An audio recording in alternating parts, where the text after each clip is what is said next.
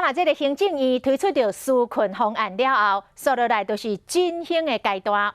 目前经济部所规划振兴券，也就是进前所讲的酷碰券，这算是真济行业的救命钱，打算伫7月要来发放。另外一个方案是抵用券，会来结合国内旅游带暝，每一房拄800块。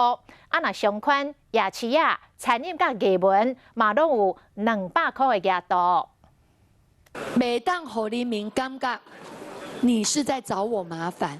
为酷碰券到振兴券，经济部研究这久啊，果无一个具体方案。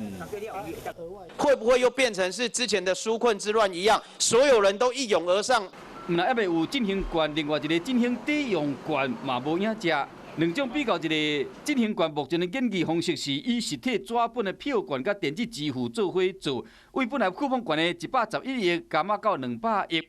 若振兴抵用券是结合国内旅游带房的时，一间房间发800块，不过限量用伫相款夜市啊、餐饮艺文的消费有200块的额度。两个振兴方案估计6月份会公布，7月份配合暑假时的实施，不过业者早都挡袂掉啊。现在是非常时期呢，你要既然钱要花出去，就花得痛快一点的，不要这样子。那等到大家都死光光，给我们也没有用。振兴券到底是要安怎还？假如这个振兴的话，直接给那种可以直接使用的券会比较好。我建议面额以往的经验，用50块来做一个单张的话，是会最好使用。